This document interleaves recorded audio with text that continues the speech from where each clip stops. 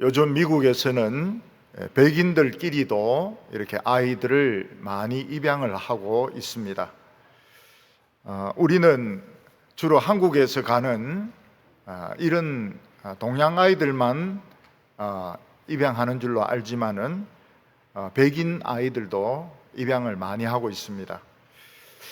그래서 학교에서 아이들이 너는 엄마 아빠와 잘 지내니? 이렇게 물어보면 나는 입양된 아들인데 부모님이 잘해주셔, 이렇게 대답을 합니다.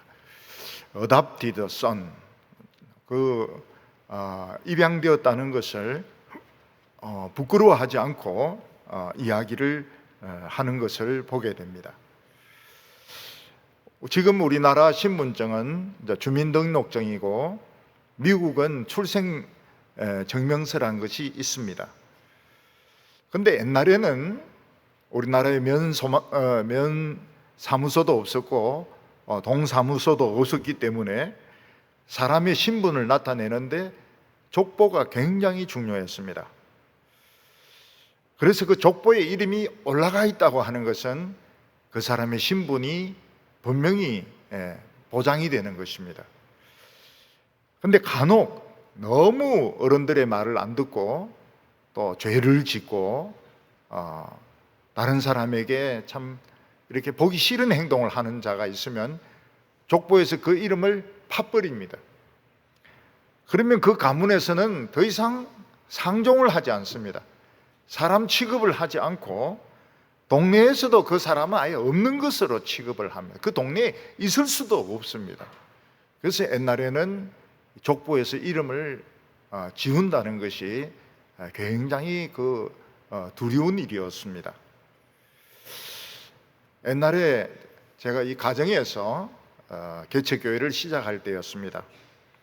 한 대학생이 천주교로 가려고 묵주도 사고 또 십자가도 사고 또 기도문도 사고 이렇게 천주교로 가려고 준비하고 있는데 옆방에 있는 친구가 천주교로 가지 말고 기독교로 가자고. 그래서 그 친구를 홈처치 하는 데로 데리고 왔습니다. 그리고 나서 그 학생은 정말 열심히 성경 말씀을 배웠고 열심히 신앙생활을 했습니다. 한 번도 빠지지 않았습니다. 그런데 그 집의 아버지와 할아버지는 기독교를 너무 심하게 반대하는 집안이었습니다. 어느 날 아버지와 할아버지는 이 아들이, 이 종손이 교회를 다닌다는 걸 알게 되었습니다. 그것도 얄궂은 교회당이 있는 게 아니고 집에서 하는 그런 얄궂은 그 교회를 다닌다는 걸 알게 되었습니다. 그래서 어느 날 아버지는 낫을 들고 막 쫓아오시고 할아버지는 고래고래 소리를 지르면서 너 이름을 이제 족보에서 파낸다, 이런 선언을 하셨던 것입니다. 그래서 그 대학생은 그 고향에서 쫓겨가지고 서울로 올라와서 우리 거기서 같이 지내면서 대학 공부를 마저 다 마쳤습니다. 나중에 이제 결혼을 해야 되겠는데 족보에서 이름을 파버렸기 때문에 이 결혼식 하는데 아버지나 할아버지나 동네에서 사는 어른들이 아무도 안 오시게 된 것입니다. 그래서 이 청년과 그 신부 될 사람이 집으로 내려갔습니다. 내려가가지고 너무 어른들에게 잘해드린 거예요. 그래서 이 할아버지와 아버지가 혼이 싹 나가버렸습니다. 너무너무 어른들에게 예의 있게 잘해주니까. 그래서 이제 결혼식을 하려고 하는데 아버지, 할아버지, 어머니, 동네 어른들 다 올라오시라고. 그래서 차를 대절해가지고 다 올라왔습니다. 너무너무 며느리 될 사람이 좋았고 또 자기 아들도 미친놈인 줄 알았더니 아주 정상적이고 이러니까 다 올라왔습니다. 그때 이제 결혼 주례를 이제 제가 보고 그 동네 사람들은 태어나서 예배를 한 것을 자관 처음 들어보는 그런 사람들이었습니다. 근데 그 예배에 성령의 감동이 임했습니다. 아주 뜨거운 성령의 역사가 임했습니다. 결혼 예배인데 성령의 역사가 임했습니다. 그래서 그 아버지, 할아버지, 동네 사람들이 다 기뻐했습니다. 그러면서 그들은 성령이 임했다는 것은 모르고 기독교 결혼식도 괜찮네. 그러면서 딱 한 가지 부족한 것이 있는데 술이 없다는 거야. 술만 있으면 기독교의 예배가 최고다. 이러면서 전부 칭찬하면서 내려갔습니다. 제 아이가 다니는 그 미국 교회가 있습니다. 그 교회 목사님은 어머니가 한국인이고 아버지는 이제 미국인으로 그리 알고 있었습니다. 아버지는 죽으실 때까지 너는 할프 블라드, 반은 미국인이고 반은 한국인이다, 이렇게 이야기를 했습니다. 근데 그 목사 이름이 데이비드인데, 데이비드는 그때까지 자기는 미국인 아버지와 한국인 어머니의 하프 브라더, 혼혈된 아들인 줄 알고 있었던 겁니다. 근데 누나도 있고 동생도 있고, 근데 얼굴이 다 너무 달라요. 얼굴이 너무 달라요. 그래서 이 사람은 부모님이 다 돌아가신 후에 자기의 그 출생의 비밀을 알기 위해서 DNA 테스트를 했습니다. DNA 결과가 무엇인가 하면 100% 한국인인 거예요. 아버지도 한국인이고 어머니도 한국인이고. 그러니까 이 아들의 장래를 생각해서 그 미국인 아버지와 한국인 어머니가 죽을 때까지 거짓말을 했던 겁니다. 이 아들이 어머니에 대해서 기억하고 있는 것은 전주에서 미용실을 하셨다, 그거 하나만 기억을 하고 있었습니다. 그래서 이 데이비드가 한국까지 와가지고 전주에 가서 방송국에 나가서 어머니 이름 뭐다 하는데, 사실은 그 어머니 이름도 어느 게 성인지 어느 게 이름인지 그것도 몰라요. 미국에는 성을 뒤에 붙이고 우리는 성을 앞에 붙이고 뭐 이러니까 자관 이렇게 이런 이름을 가진 분인데, 내가 아버지를 찾고 있으니까 아버지 방송국으로 연락을 해줬으면 좋겠다고. 근데 아버지는 나타나지 않았습니다. 그래서 그 목사의 출생의 비밀은 여전히 미스테리에 빠져 있었던 것입니다. 우리 집 아이는 한국에 오면서 그 목사님이 쓴 작은 책을 하나 가지고 왔습니다. 그 책 제목이 Small Cloud였습니다. 작은 구름이란 뜻입니다. 엘리야가 갈멜산에서 하나님께 7번 기도하고 지중해 쪽에서 손바닥만한 구름이 떠올랐습니다. 그게 바로 스몰 클라우드인 것입니다. 이분은 미국의 큰 교회들이 지금 다 바벨탑을 쌓고 있다. 그러면서 교회는 자기 어머니 같은 수가성 여인, 불륜을 저지른 여인, 노숙자들, 장녀들, 이런 사람들이 와야 하나님이 기뻐하시는 교회지. 그 잘 사는 사람들, 학벌 좋은 사람들, 그런 사람들 들어와가지고 자리 차지하고 있는 것은 참된 교회가 아니라고 생각을 했습니다. 이분은 자기 어머니가 수가성 여자 창녀라는 것을 인정을 했습니다. 그분은 한때에 캘리포니아 어바인에서 몇천 명 모이는 큰 교회를 담임을 하고 있었습니다. 그 교회는 이름이 있는 교회입니다. 그런데 그는 이런 교회를 하나님이 기뻐하시지 않는다. 교회는 우리 어머니 같은 분이 와야 된다. 어머니 같은 분이 마음껏 올 수 있어야 되고 노숙자가 마음껏 올 수 있어야 된다. 그래서 그 교회를 옮겼습니다. 좀 먼데 떨어진 빈민굴 쪽으로 옮겼습니다. 그랬더니 교인들, 부자 교인들 다 떠나고 진짜 노숙자들이 오고 장녀들이 오고 이런 교회가 된 것입니다. 아마 그 목사님은 장녀의 아들일 수도 있습니다. 그러나 그가 가지고 있는 DNA는 장녀의 DNA가 아니었습니다.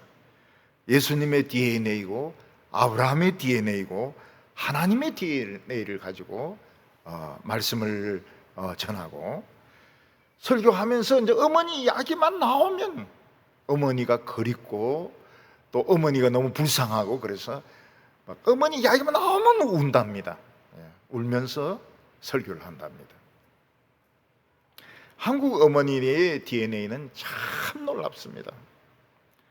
그 6.25 전쟁 가운데도 자식들을 먹여 살렸고 그 중에 도저히 먹여 살릴 수 없는 분들은 동두천이나 이런 데 가서 술을 팔면서 자식들을 먹여 살리고 이제 미국으로 이민을 갔는데 자기 인생은 다 망가지고 자기 인생은 밑바닥이지만은 자녀들은 대학을 나오게 하고 그리고 신학교도 나오게 하고 아주 유명한 목사로 만든 것이 한국 어머니들의 DNA인 것입니다.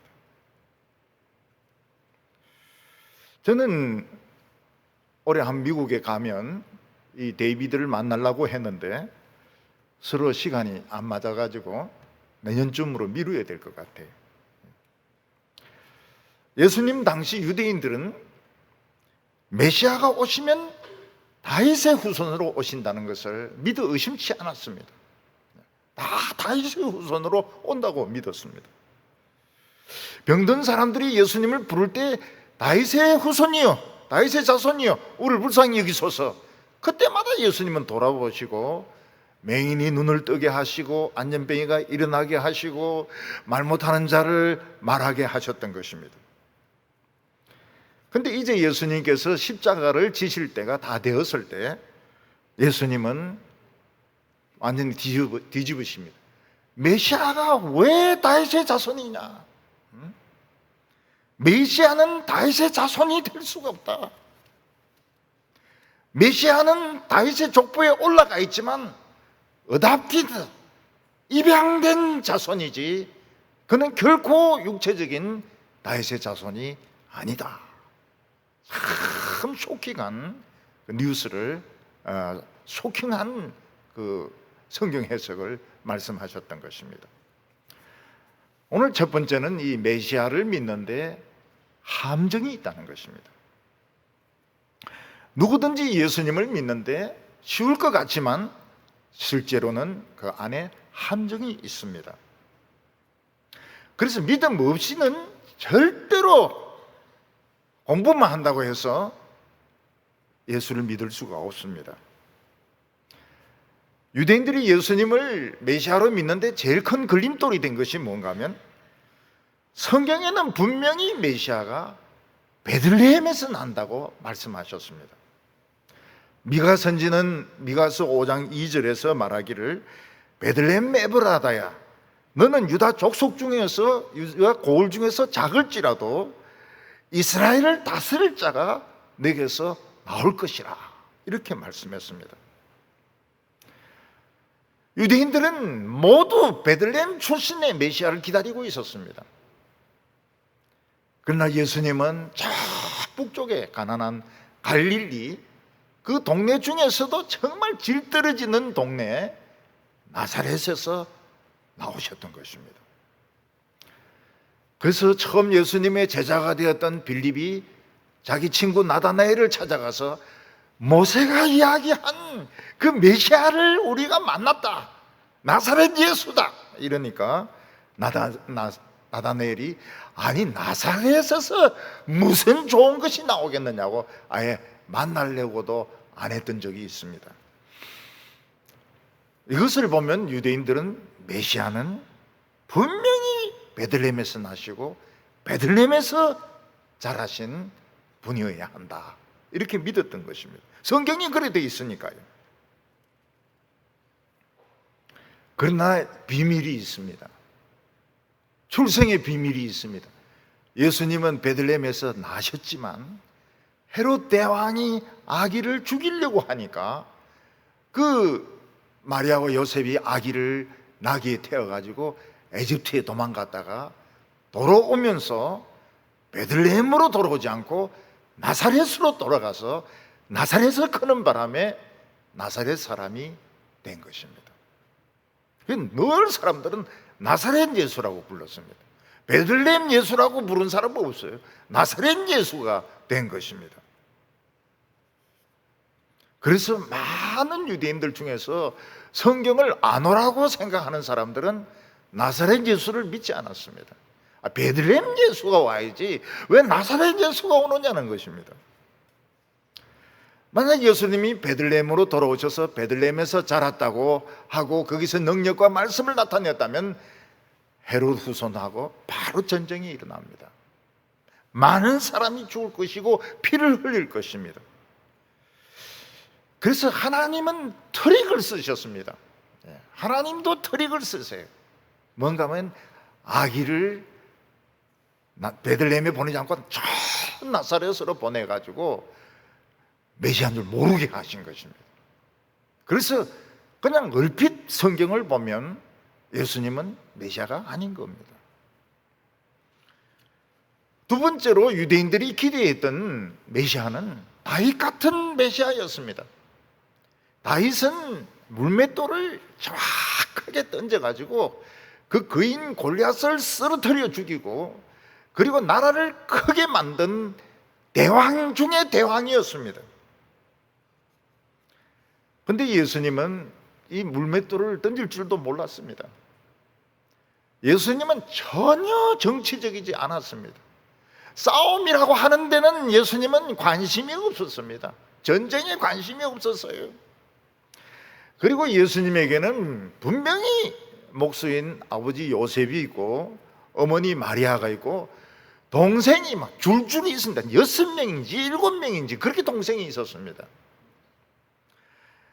예수가 메시아라면 늑대가 젖을 먹인 로마의 그 창시자 로물루스와 레무스 같이 부모는 누군지 모르겠는데 늑대가 젖을 물리고 또 놀 때도 고물 타고 놀고 뭐 이 정도가 돼야 메시아지.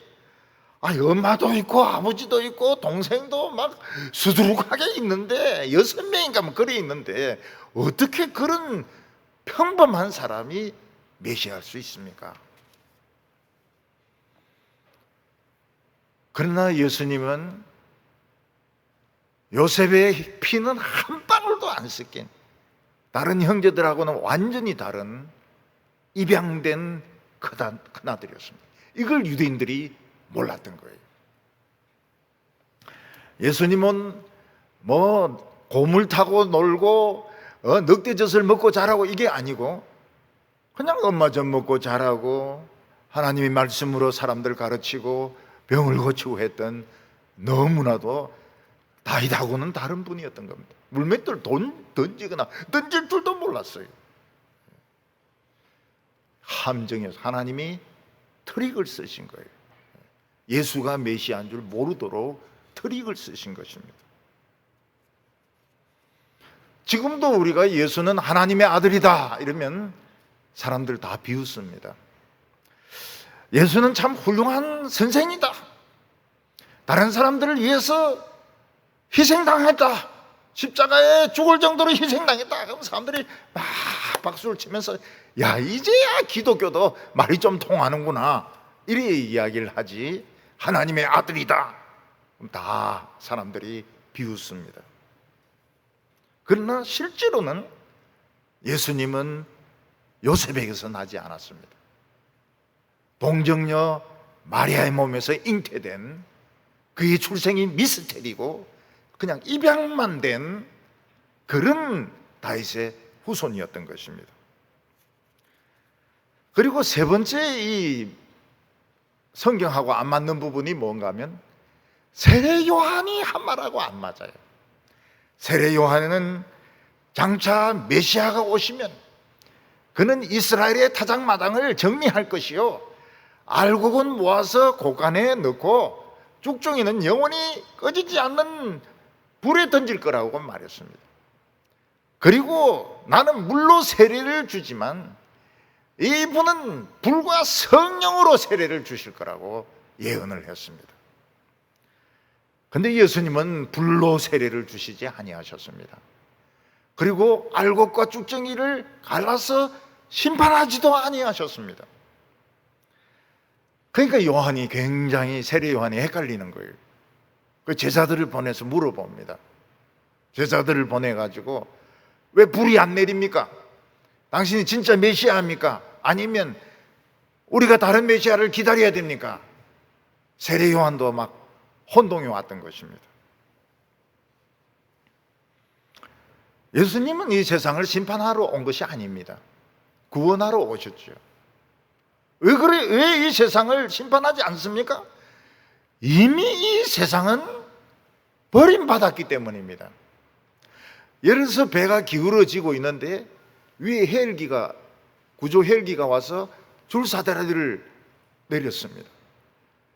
근데 어떤 사람은 줄사다리를 붙들고 어떤 사람은 배가 더 안전해, 그러면서 줄사다리를 안 붙듭니다. 그 안 붙던 그 자체가 이미 심판을 받은 겁니다. 왜냐하면 배가 기울어져 가지고 다 빠져 죽었기 때문에 그런 것입니다. 우리는 이 세상을 벗어나야 구원을 받는 것이지, 줄사다리를 잡아야 구원받는 것이지, 그냥 이 세상은 안전하다, 이 세상은, 이 배는 문제가 없다, 그러면 그 자체가, 그런 생각을 가진 자체가 이미 심판을 받은 것입니다. 하나님께서는 메시아를 보냈지만은 트릭을 썼습니다. 함정을 팠습니다. 그래서 진정한 믿음 없이 그냥 대충 지식으로 때우려고 하는 사람들은 함정에 다 빠져가지고 예수를 안 믿었던 것입니다. 오늘날에도 많은 사람들이 예수 믿는데 걸림돌이 있습니다. 함정이 있어요. 그게 무엇입니까? 성경에 나오는 기적을 못 믿겠다는 거예요. 예수님께서 물 위를 막 걸어가시고 보리떡 5개로 5,000명을 먹이시고 죽인 자를 살리시고 못 믿겠다는 거예요. 지금도 막 누가 물 위를 걸어가고 죽은 자가 살아나고 막 보리떡 5개로 막 몇천 명 먹이고 이렇게 하면 그 기적이 사실이구나 하지만 지금은 그런 일이 안 일어나지 않습니까?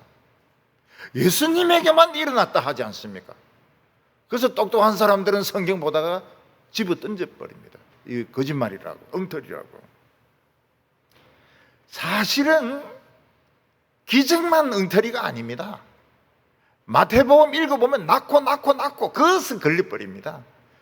신약 성경 한번 읽어보려면 낳고 누가 누굴 낳고 족보에서 벌써 걸려버립니다.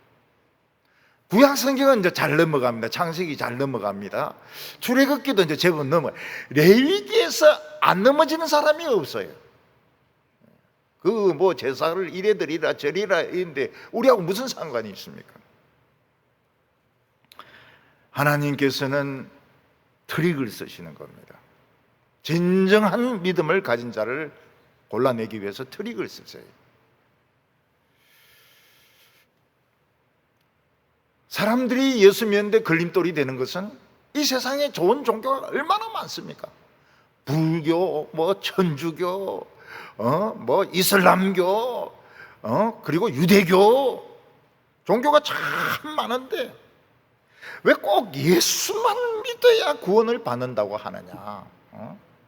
모든 종교가 시작은 다 틀려도 끝에 가서는 다 하나님 앞에서 만난다. 이래 하면 사람들이 이제야 기독교가 말이 통하는구나, 이제야 이 사람들이 정신을 차렸구나 좋아할 텐데 예수만 믿어야 된다 이러니까 답답해라, 너무 독선적이고 참 말이 안 통한다고 이야기하는 것입니다.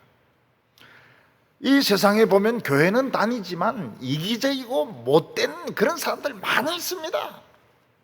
근데 그런 사람들은 교회 다닌 데서 다 천국 가고, 예수는 안 믿어도 남을 위해서 막 희생을 하고 자기 생명을 포기하고 남을 돕고 성품도 참 좋고 이런 사람은 딱 한 가지, 예수만 안 믿는다는 이유로 다 지옥 가야 됩니까?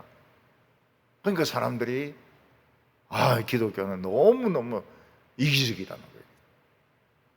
독선적이라는 겁니다. 대학 입시 문제를 치르다 보면 정답 같아 보이지만은 함정이 있습니다. 그 함정에 빠지면 점수를 놓칩니다. 잘못하면 시험에 떨어질 수도 있습니다. 이거 예수 믿는데도 마찬가지입니다. 너무 함정이 많아요. 예수가 누구냐부터 시작해가지고, 그리고 뭐 기적부터 시작해가지고, 선한 사람, 악한 사람, 함정이 너무 많아요. 예수 믿는데 진짜 못된 놈이 있거든요.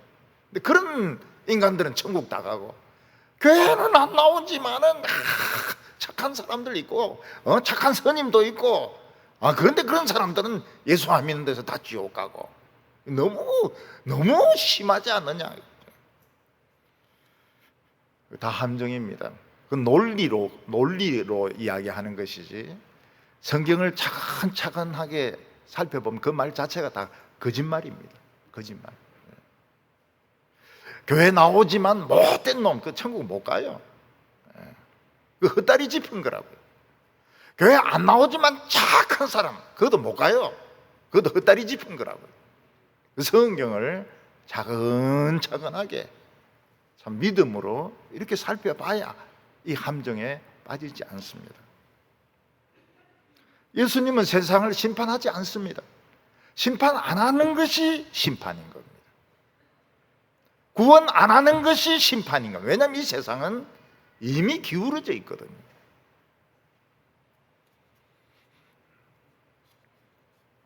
예수님에게는 요셉이라고 하는 아버지가 있었지만 피 한 방울 안 섞였습니다. 요셉은 남입니다. 단지 예수님이 입양된 아들일 뿐입니다. 그의 출생은 동정녀가 잉태한 미스테리 아들이었습니다. 오늘 두 번째는 다윗이 보았던 메시아입니다. 다윗은 메시아를 어떻게 보았느냐 하는 것입니다. 예수님은 유대 지도자들에게 충격스러운 말씀을 하셨습니다. 그게 뭔가 하면 다윗은 메시아를 다윗의 후손으로, 자기 후손으로 생각하지 않았다는 것입니다. 오늘 36절 말씀 보면 다윗이 성령에 감동되어 친히 말하기를 주께서 내 주께 이르되 내가 내 원수를 내 발 아래 둘 때까지 내 우편에 앉았느니라 하셨도다 하였느니라. 다윗은 그 하나님의 말씀을 깊이 묵상하는 가운데 놀라운 사실을 발견했습니다. 그게 뭔가 하면 하나님이 두 분이라는 거예요. 아버지 하나님, 아들 하나님. 근데 그때까지는 성령이 하나님인 줄 몰랐습니다. 아버지 하나님, 아들 하나님, 하나님이 두 분이라는 걸 알았습니다. 오늘 읽은 이 말씀은 시편 110편 1절 말씀 인용인데, 주께서 내 주께 이르시되, 보통 주라고 하면 높은 분, 종 같은 경우는 주인 이러지만 유대인들은 달라요. 아도나이, 하나님께 쓰는 말입니다. 하나님의 이름을 함부로 불러서는 안 되기 때문에 그들은 여호와라는 이름을 부르질 않았습니다. 아도나이 꼭 이렇게 했습니다. 하나님이 내 하나님에게 말씀하시되, 두 분이 있는 거예요. 하나님이 계시고 내 하나님이 또 있는 겁니다. 다윗 시대 때 이걸 학자들이 제대로 알았다면 이단이라 했을 겁니다. 예수님 당시의 사람들도 막 기절할 이야기에서 하나님이 두 분 있다는 것이요. 신명기 6장 4절에 보면 이스라엘아 들으라, 우리 하나님 여호와는 유일하신 하나님 유일하다, 한 분이라는데요. 근데 다윗은 말씀을 묵상하는 가운데 어떤 한 분의 굉장히 매력이 끌렸습니다. 그분은 여호와의 사자입니다. 여호와의 사자는 천사인 것 같기도 하고 하나님인 것 같기도 하고, 나중에 다윗이 결론이 내린 것이 뭔가 하면 여호와의 사자는 여호와다는 겁니다. 여호와다. 하나님의 아들 하나님이시다는 겁니다. 그럼 유일하다는 건 뭐냐?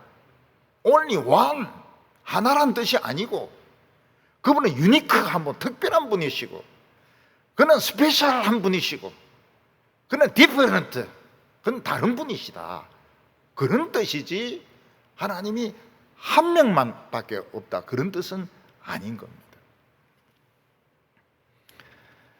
하나님이 두 분이 계신다는 것은 예수님 때에도 충격적인 이야기였습니다. 그런데 성경이 그래 되어 있는데 어떻게 합니까?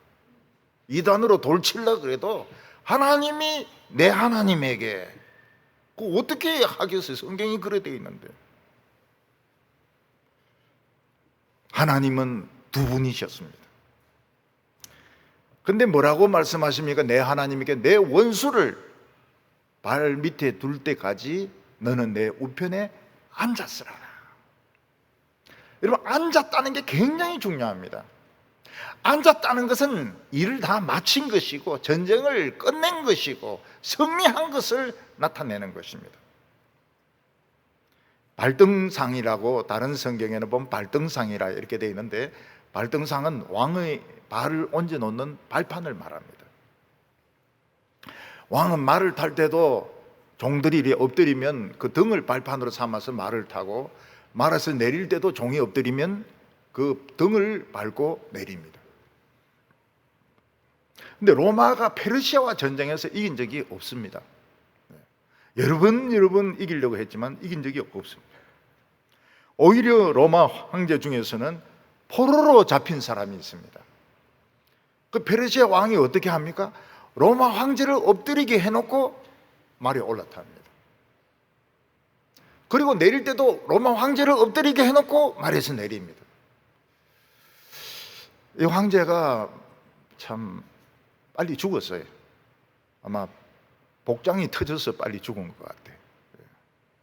죽는 것보다 못한 포로죠. 옛날 에집트 왕은 발판이 있었는데, 발등상이죠. 그 자기가 다스리는 왕과 왕 이름을 다 새겨놓고 밟고 있었던 것입니다. 그런데 누가 대형 박물관에 이 발판이 있다고 그래요. 제가 그 대형 박물관에 가가지고 막 찾았습니다. 이 발판을 못 찾았어요. 이 전문가가 아니면 못 찾는 겁니다. 그냥 막 미라만 잔뜩 있고, 죽은 시체만 잔뜩 있고, 이 발판을 못 찾았어요. 내가 진짜 찾으려고 했던 걸 못 찾았습니다.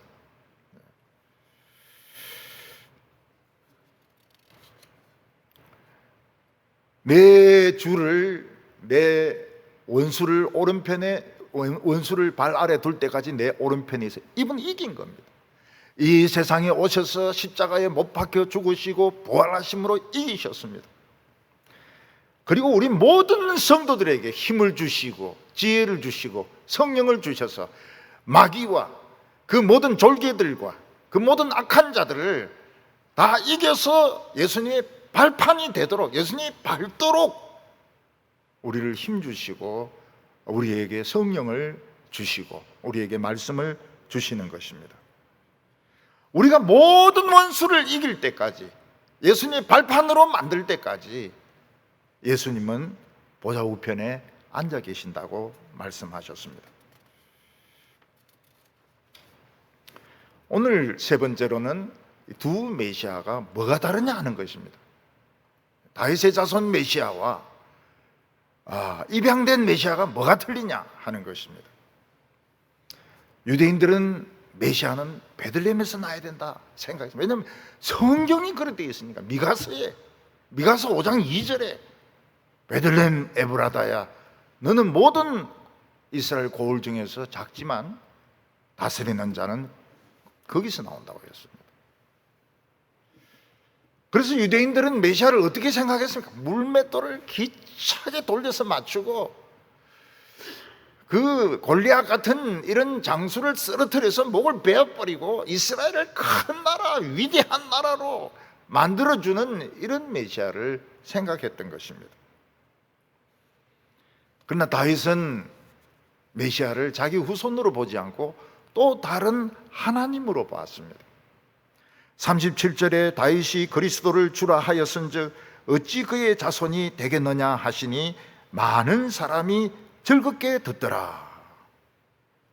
다윗은 메시아를 또 다른 하나님이라고 말을 했습니다.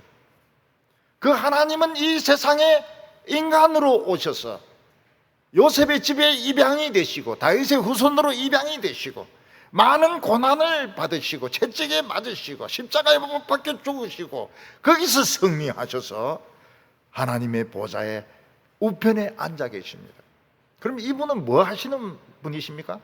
조그만 유대 나라를, 이스라엘 나라를 독립시키는 분이 아니고 우주적인 구원을 이루시는 하나님의 아들 여호와의 사자인 것입니다. 그분 늘 앉아 있는 건 아닙니다. 일어설 때도 있습니다. 서대반 집사가 유대인들에게 돌에 맞아 죽을 때 내가 하늘을 보니 하나님의 보좌 우편에 그리스도가 서서 계신 것을 보노라, 그렇게 이야기했습니다. 우리의 싸움이 치열해질 때, 교회에 사탄이 집중적으로 공격할 때 예수님은 서서서 막 지휘를 하십니다. 성령을 부으시고 믿음을 부으시고 천사들을 보내시고 능력을 주시고 이렇게 하는 겁니다. 예수님은 내가 너희를 고아와 같이 버려두지 않겠다고 말씀하셨습니다. 그래서 싸움이 치열해질 때 우리는 망했구나, 죽었구나 이렇게 생각할 필요가 없습니다. 치열할수록 이겨야 됩니다. 예수님은 모든 악한 세력을 쳐부수어서 발로 밟으실 겁니다. 그리고 이 세상을 버리고 모든 성도를, 우주를 하나님께 바칠 겁니다. 그런데 사람들이 이 예수님의 성경 해석을 듣고 기뻐했다고 말하고 있습니다.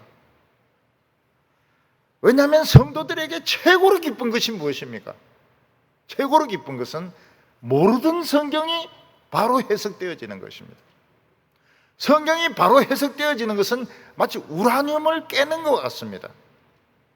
우라늄 분열이 일어나면서 엄청난 에너지가 우리 안에서 일어나게 됩니다. 그래서 목사는 어설프게 교인들을 웃기려고 할 게 아니라 성경을 바로 해석하면 우라늄이 폭발이 일어납니다. 원자 폭탄이 일어나요. 교인들이 기뻐요. 야, 기쁘구나. 마귀를 이길 수 있구나. 병을 이길 수 있구나. 사망을 이길 수 있구나. 자신감이 막 생기는 겁니다. 예수님께서는 유대교가 이미 죽은 종교라는 것을 말씀하셨습니다. 같은 하나님을 믿는 종교 아닙니까? 아닙니다. 유대교는 죽었어요.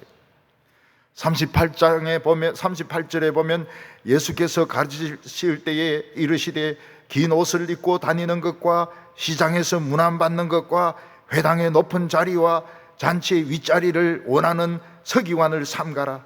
그들은 과부의 가산을 삼키며 외식으로 길게 기도하는 자니 그 받는 판결이 더 중하리라. 옛날에는 학자들은 긴 가운을 입었습니다. 학자, 목사, 그리고 재판장은 흰 가운을 입었습니다. 검은 가운을 입었습니다. 지금도 영국은 흰 가발을 씁니다. 머리 무겁고 덥고 이런데 이거 좀 벗자고 해도 지금 영국은 안 벗습니다. 가발을 써야 권위가 있다 이래가지고요. 학자들 중에서 박사학위를 받은 사람은 그 학위 종류에 따라서 후드 색깔이 막 여러 가지입니다. 저는 그 대학 입학식 할 때 교수들이 입장하는데 막 후드를 막 색색까지로 이렇게 다르게 해가 입장하니까 참 멋있더라고요. 그러나 진정한 종교의 생명은 후드에 있지 않습니다. 학위에 있지 않습니다. 사람을 살리는 것이 이게 기독교인 겁니다. 죽으려고 하는 사람, 자살하려고 하는 사람, 병으로 살기 어려운 사람을 살리는 것이 참된 기독교인 것입니다. 후드만 걸치고 성가대 쫙 입장하고 그리고 뭐 웅장하고 이거는 죽은 종교의 특징입니다. 외모가 거창하면 거창할수록 그 종교는 죽은 종교입니다.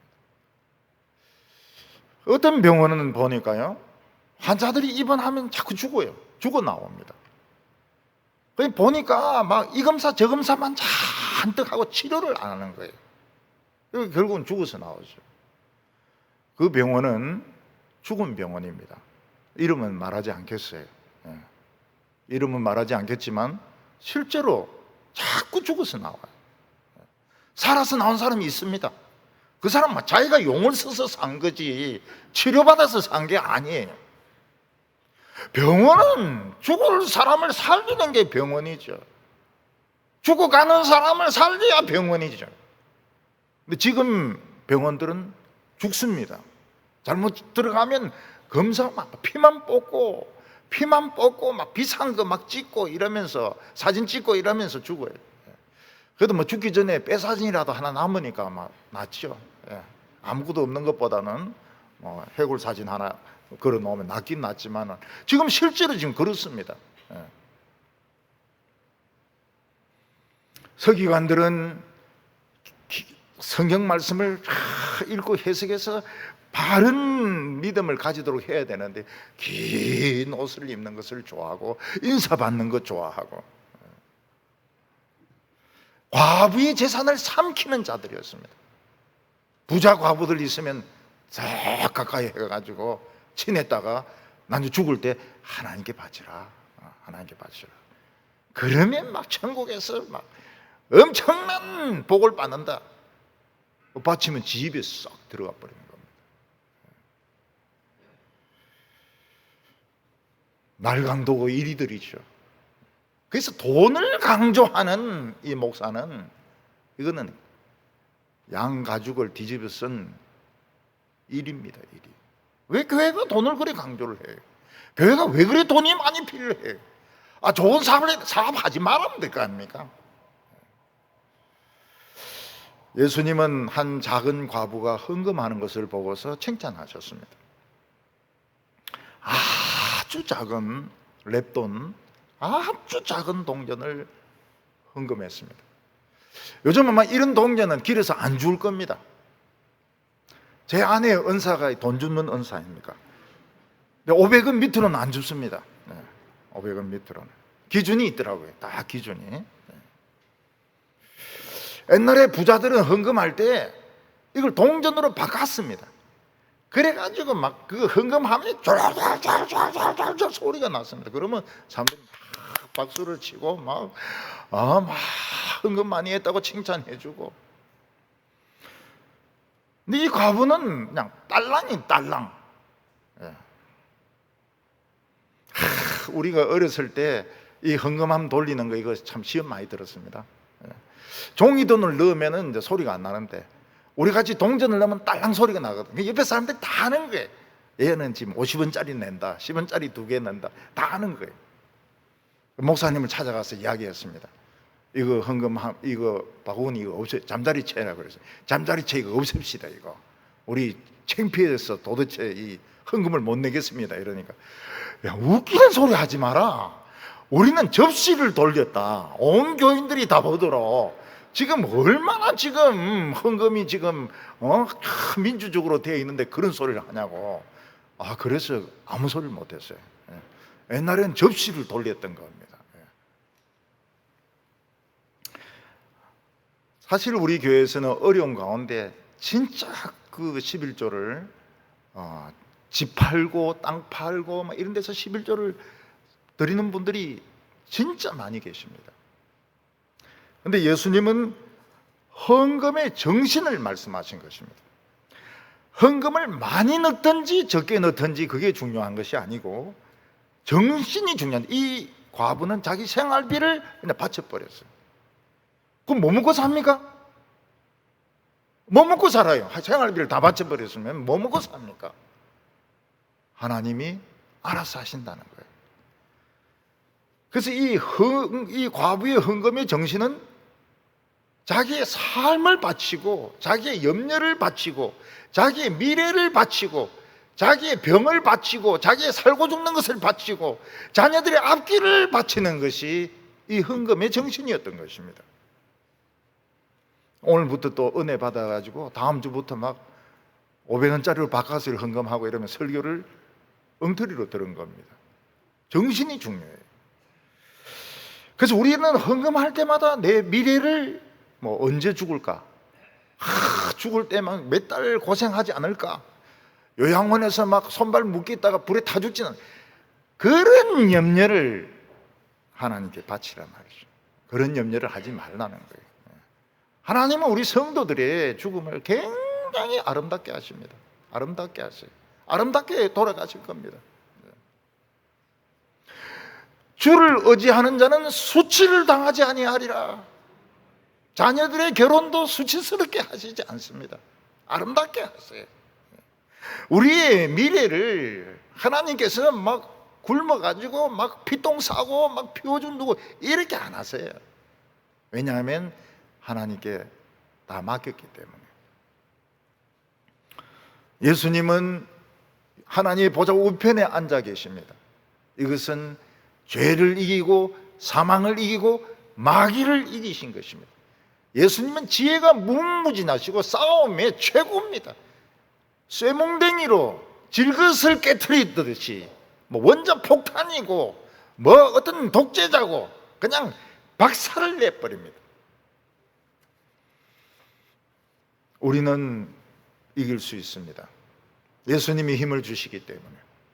그래서 예수님이 모든 원수를 발로 밟을 때까지 예수님이 우리를 위해서 기도해 주시고 우리에게 힘 주시고 능력 주신다는 걸 믿으시기를 바랍니다. 그래서 싸움이 치열할 때 용기 죽지 마시기 바랍니다. 코로나19로 막 예배 못 드리게 할 때 낙심하지 마시기 바랍니다. 저는 우리 교인들 좀 물어보니까 다 설교 다 듣더라고요. 야, 정말 참 저보다 믿음이 나아요. 저보다 우리 성도님들이 믿음이 낮습니다. 저 같으면 그냥 신경질 나가지고 그냥 동네 돌 것 같은데 전부 예배를 드려요. 그게 바로 지혜입니다. 지혜. 그게 바로 이기는 것입니다. 오늘 하나님의 성령을 머리부터 발끝까지 받으시고 예수님이 보좌에 앉으셔서 원수들을 발로 밟을 때까지 우리 싸우고 이기는 성도들 다 되시기를 바랍니다. 기도드리겠습니다. 거룩하신 하나님 아버지, 참 다윗은 하나님의 말씀을 묵상하면서 우리를 그렇게 사랑하시고 우리를 위해서 자기의 목숨을 버리신 또 다른 하나님이 있다는 것을 발견을 했습니다. 하나님도 찬양드리고 아들 하나님도 찬양드립니다. 지금 이 세상은 전쟁이 너무나도 치열합니다. 무지경에 있는 마귀들이 전부 다 나와서 설치고 있습니다. 암으로, 우울증으로, 코로나로 전부 세상과 교회를 망하게 하려고 막 난리를 치고 있습니다. 주여 성령을 부으시고 능력을 부으시고 지혜를 부어 주시옵소서. 사탄을 발로 밟으시고 그 머리를 깨시고 저희들로 하여금 승리하게 하여 주시옵소서. 예수님의 이름으로 기도하옵나이다.